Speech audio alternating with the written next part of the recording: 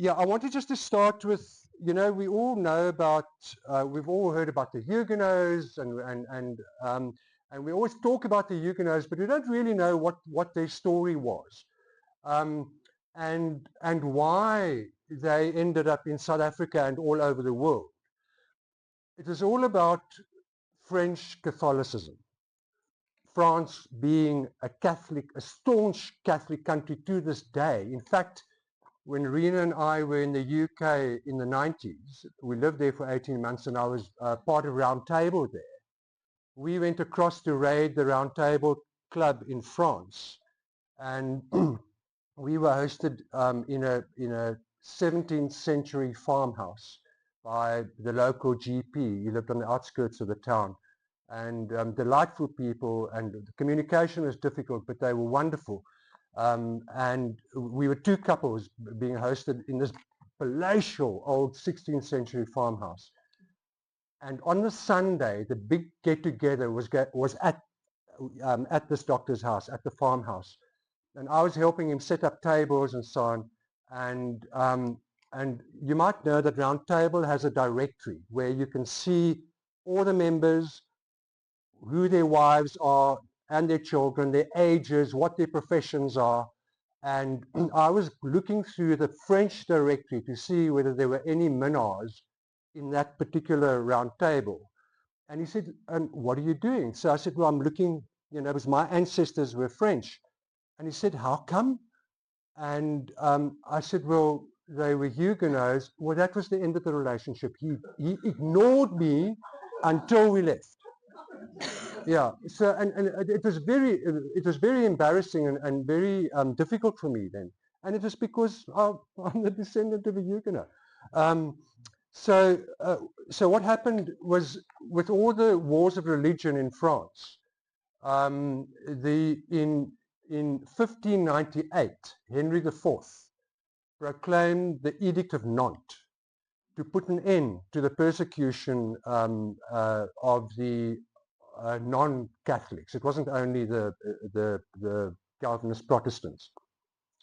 And then, so that was 1598. In 1685, a long time later, Louis XIV revoked that for various reasons.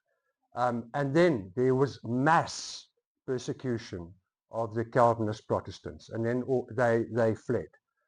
Most of them first to the Netherlands, and then from there all over the world. And we only had 250 families come to South Africa. One's inclined to think that there were thousands of them. Only 250 families. And the term Huguenot is a derogatory nickname for Calvinist Protestants from France, and it stuck, so that's where the name comes from. So the Minnaars, it was spelt M-E-S-N-A-R-D,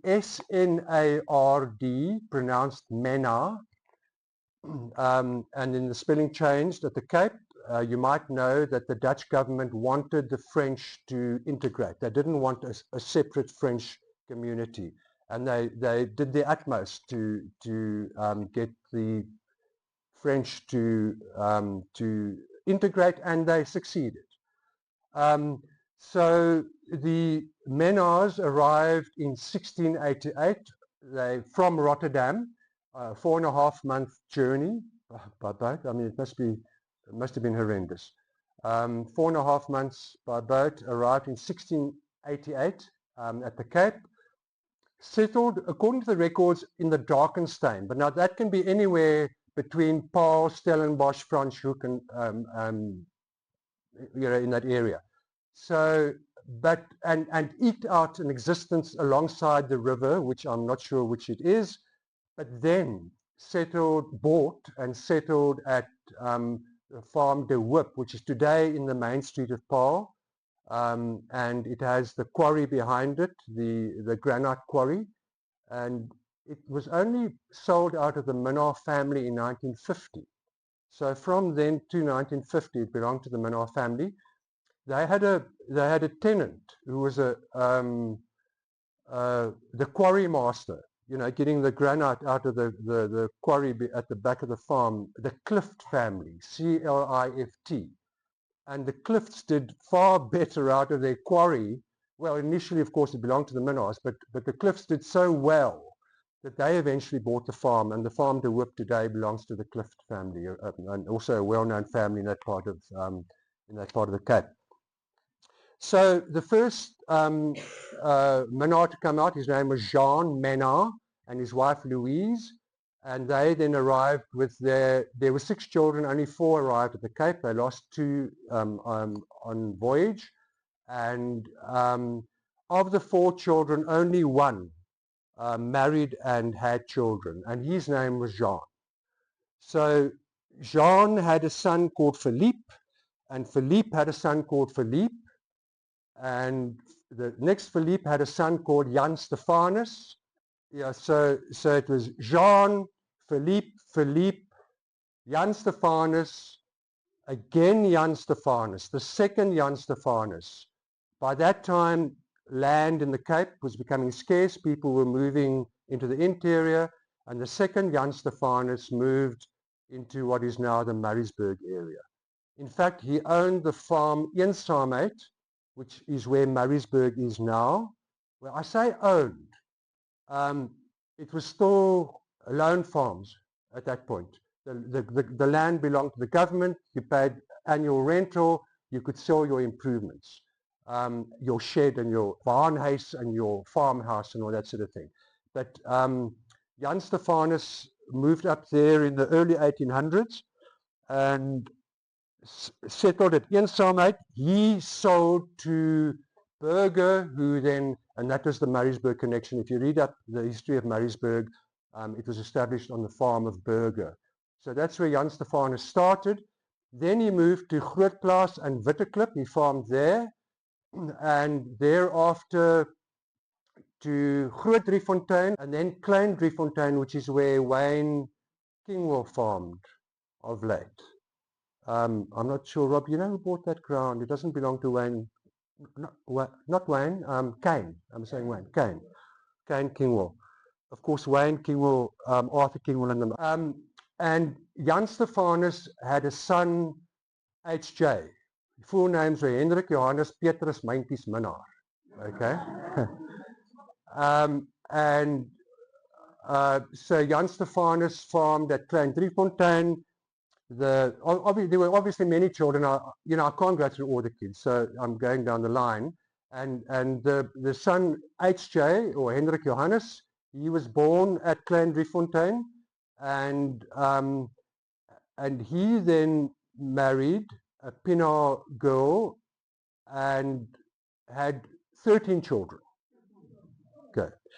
And all the Minnaars and the hangers-on, if I could call them, the girls who married men in the Graaff-Reinet area are from H.J., who was born at Driefontein, but he then bought Tweefontein near Groenvlei and farmed there, and that is then where some of the Minnaars, Jan Stephanus, Grasdale, and my great-grandfather, who was the eldest, Willem Johannes, they were born at Klein Driefontein.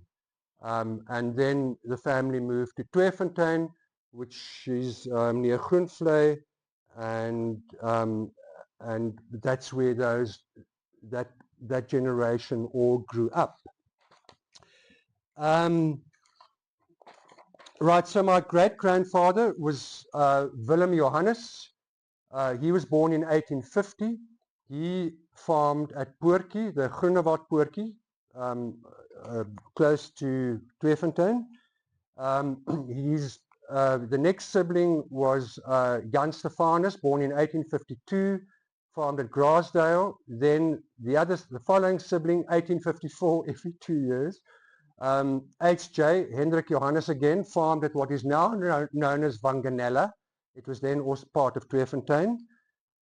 Catharina Frederica, born in 1856, again 2 years later, married J.P.J. Olivier, the grandparents of Jamie Olivier, later Welgemoot. And then 1863, there were some girls in between. I haven't included them here because they married and moved elsewhere. In 1863, Jacobus Johannes, also known as Koos, he was born and he farmed at Tweefontein proper. And then another daughter, Hendrina Johanna, born in 1866, married Karel van Heerden. Karel van Heerden's children were Hendrik van Heerden, New Bethesda, and his brother, Jerry and Anthony. You might know that. In other words, Kenny van Heerden's father. Who was he?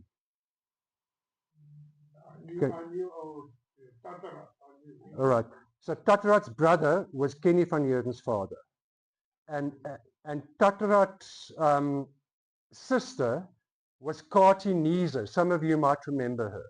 She married Laurie Nieser. And of course, that's where Sean West and Lorraine, who is back in town, that's their family. But the Katarina,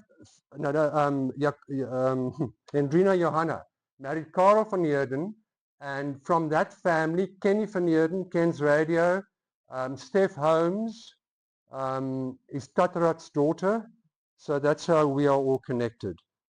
And then finally, Elisabeth, born in 1872, married Johannes Brummer. Their children, we refer to them as the Windpomp Brummers. They were on the corner of Church Street and Middle Street. Okay, some of you people might remember the Windpomp Brummers. Right, so my great-grandfather, Willem Johannes Minnaar, farmed at Poortjie. He was, according to the records, I found this quite interesting, he was one of the pioneers in importing Angora goats from Turkey. Now, I'm not sure, because that's not really Mohe country, is it? Poortjie, but perhaps they didn't know it at the time. But he was a pioneer in importing Angora goats from Turkey. He died from appendicitis in 1897, aged 47. And there's a horrendous story about, I mean, he had this information and they didn't know what it was, and they sewed him up in goat skins to cure this incredible fever, and he then eventually succumbed, and it was appendicitis. He was married to a Crawford, and there are 3 Crawford sisters of note in our community. Her sister married the other brother, H.J. at Wanganela. All right, so W.J. at Poortjie married Maria Sophia Crawford, and his sister married, her sister married W.J. At Wanganela, and the other sister married Mr. Gibbon Joseph of Mossievale. All right, so there's that connection.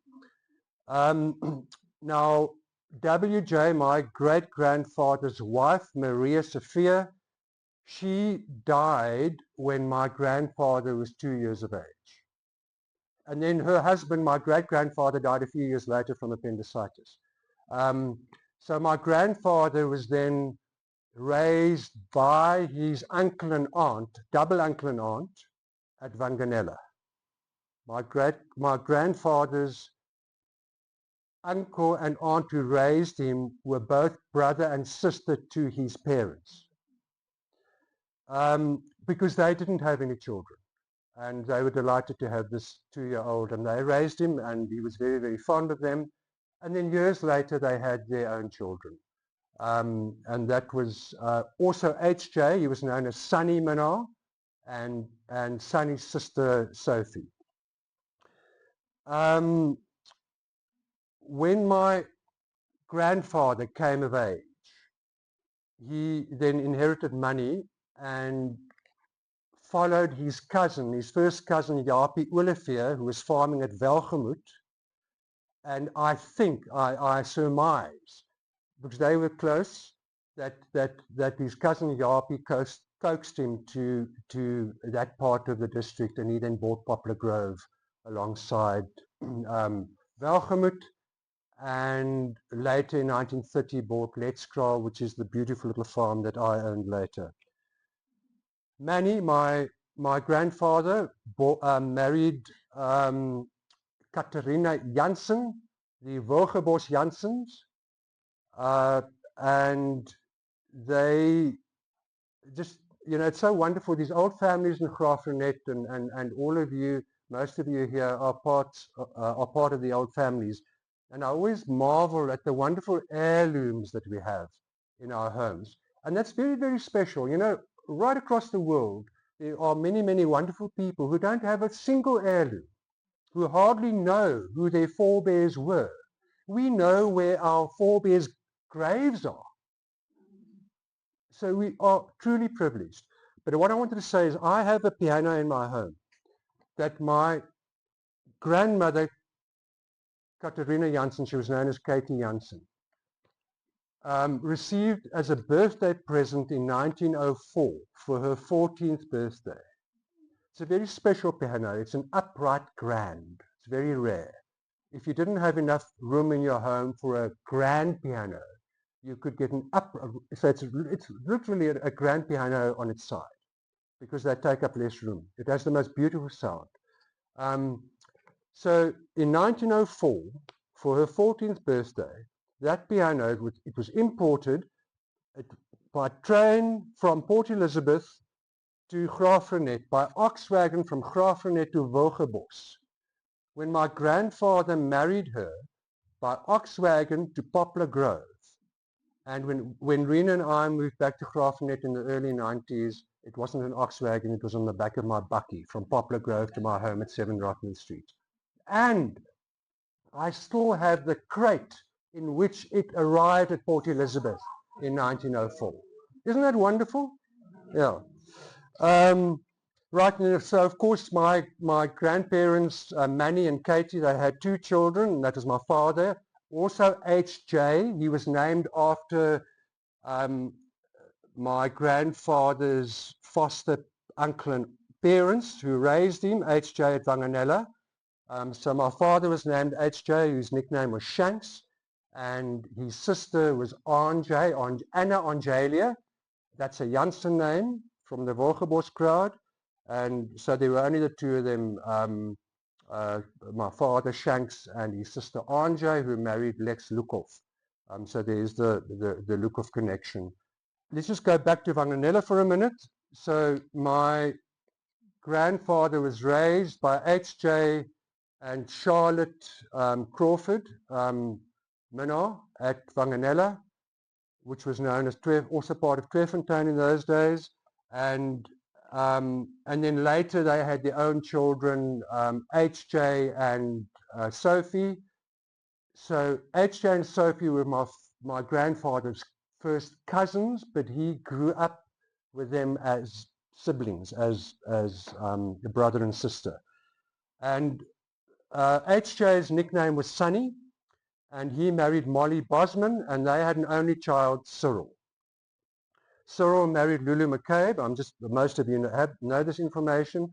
And then Lulu had 2 sons, Henry James and Stuart, and Henry James's wife, Felicity, is here. Oh, yeah, right. Nice to have you here, Felicity. Now, the next sibling, after my great-grandfather, Willem Johannes, who farmed at Poortjie. The next sibling was Jan Stefanus. He was born in 1852 at Driefontein before they moved to Tweefontein. And he is the Minnaar who had the greatest impact on the merino industry in this area. He started by buying rams from the Oret stud in the Kamdeboer, and then shortly thereafter, the Watermeyers sold Kalonisplaas to the Kingwolves. And the Watermeyer merino stud was at that point a very well-known stud, and it was sold to the Kingwolves. But shortly thereafter, I think the Kingwolves, I surmise that perhaps they decided that they weren't interested in the merino stud. And then Jan Stefanus of Grasdale bought the Watermeyer stud in 1904 from Kalonisplaas. He married Maria Magdalena Smuts. They had 4 children. Cora married Robert Lukov, so there the Lukovs come in again. And just for those, some of you who remember these people, I'm just mentioning this. I can't digress down all the lines. We'll spend a whole day here. So Cora Minnaar, that's now the daughter of Jan Stefanus of Graasdale, married Robert Lukhoff, and they had 3 children. The eldest, three daughters. Marjorie married Tom Edwards, Waterval. There was a daughter, Lucille, and I don't have information on her, but the youngest daughter, Tiny, married Tikkie van Niekerk. And many of you will remember Tikkie and Tiny van Niekerk, and Tikkie and Tiny had an only child, Robin van Niekerk, whom some of you might remember. One of the stories I know about Tikkie and Tiny, apparently they were social animals and never missed a party.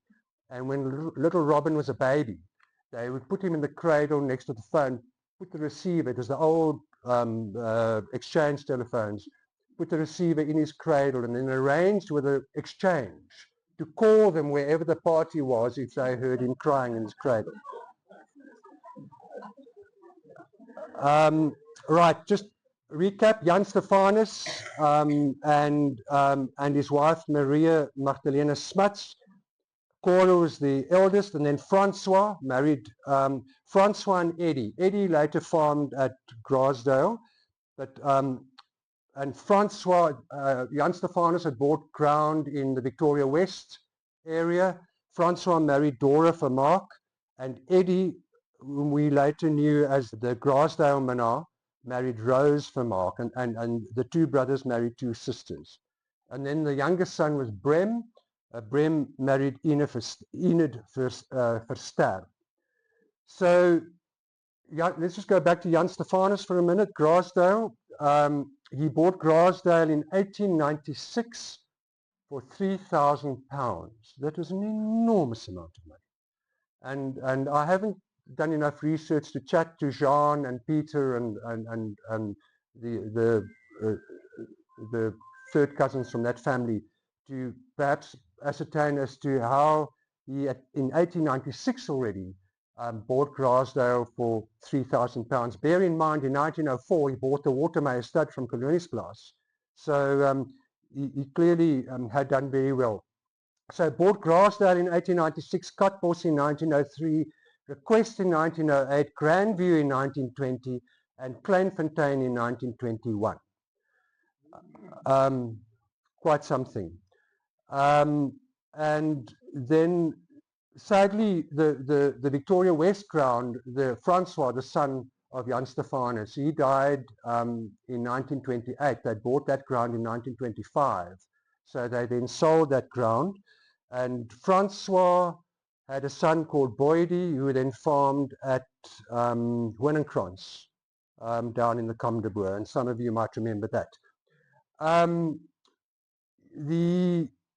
1919, Jan Stefanus achieved the world record price, mind you, of 85.5 pence per pound, and the entire clip averaged at 66.5 pence per pound, and that was in 1919, and that record was only broken in 1948 by the Wilmots of Grahamstown.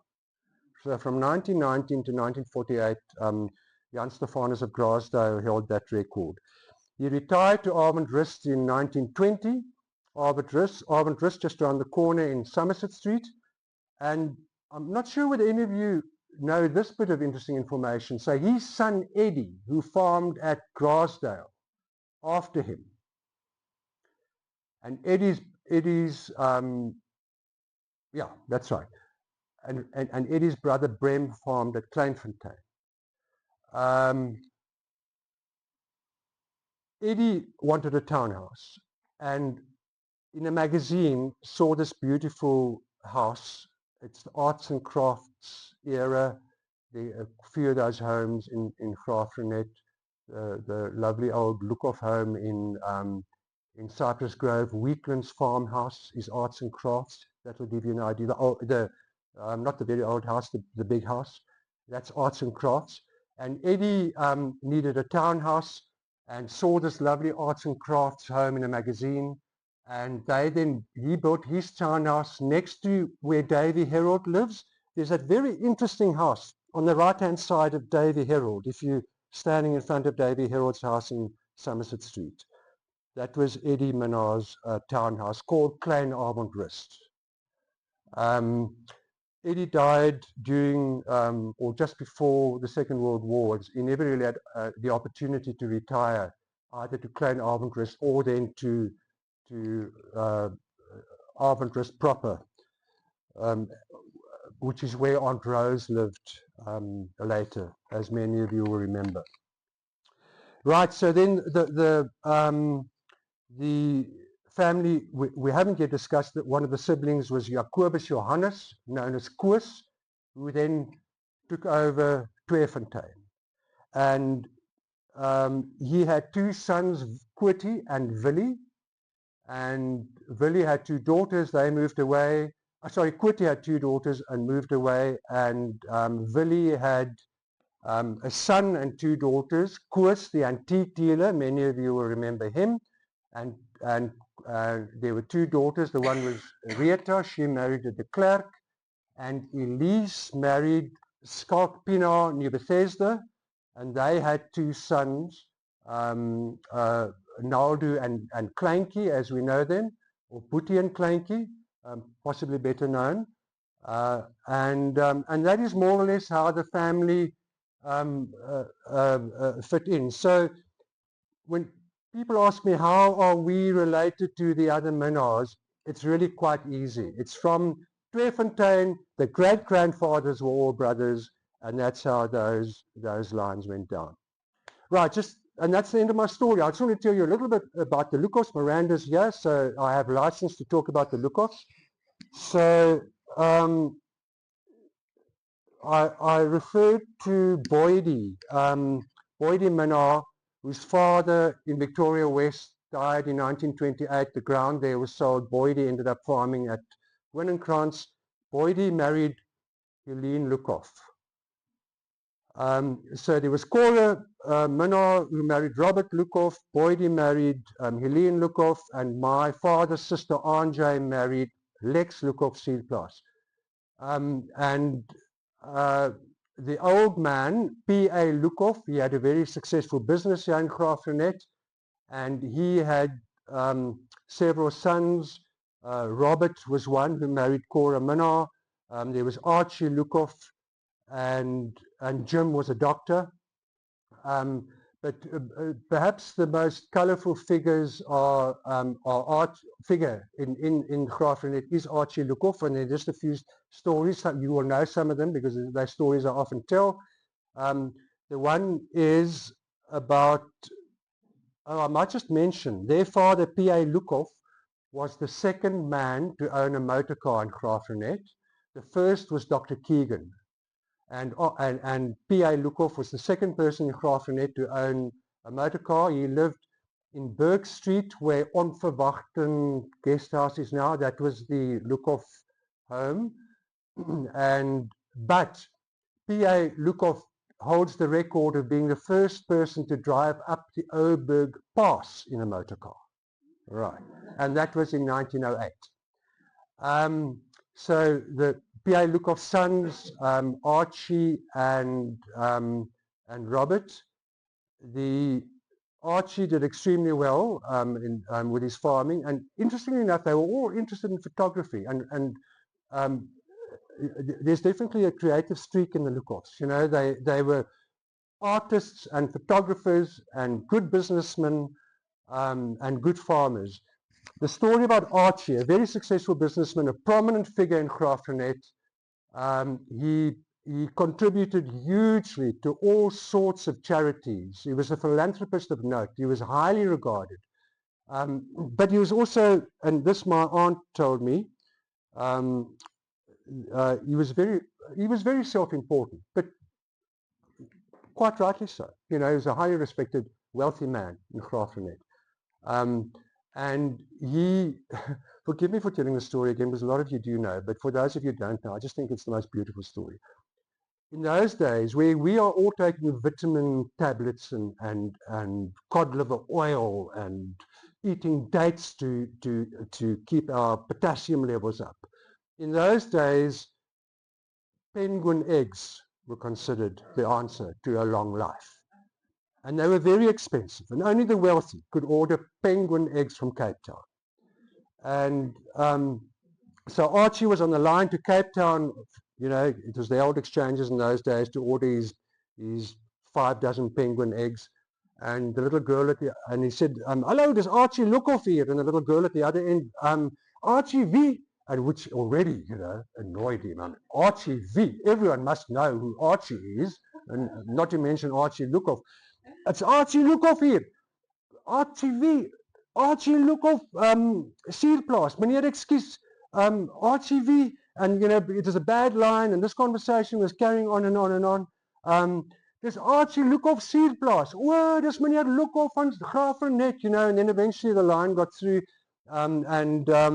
and ek soek 5 dosyn pikkewyneiers. And oh, meneer, ja, nee, dis reg so. Meneer is 'n ou kliënt, and you know, you can imagine how the conversation continued. But they had visitors there who overheard this conversation. And when Archie Lukhoff eventually put the phone down, his wife Amy said, "Tot die pikkewyne weet wie's Archie Lukhoff se plaas." You know.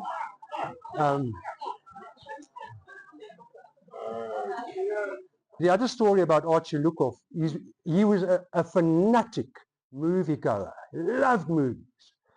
And he would come into town. So I just want to explain his townhouse. If you drive into Cypress Grove and the road bends to the right, on the next corner, diagonally opposite where Lionel and Linda de la Harpe live now, and I know that Richard Rubich owned that house at one point. There's a beautiful arts and crafts house. It looks like the Weeklands, similar architecture to the Weeklands big house. That was Archie Lukhoff's townhouse. And he was an avid moviegoer, would come into town every weekend and go to the Gem Bioscope on a Friday night. There was only one movie house in Graaff-Reinet in those days. And on a Saturday night, Mr. Rayfall showed movies in the town hall. So on Friday nights, he would go to the Gem Bioscope, and on Saturday nights to the town hall to see Mr. Rayfall's movies. But as we all know, the acoustics in the town hall are absolutely dreadful.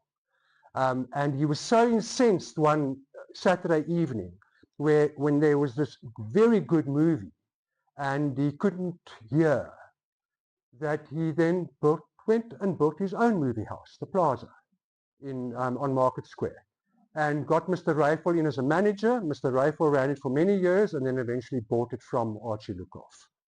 So that was Archie Lukhoff for you. And I want to just again reiterate, he was a very highly regarded man, very highly respected, and especially because he was so generous to charities in town. And when he died in 1947, he and his wife died 4 months apart.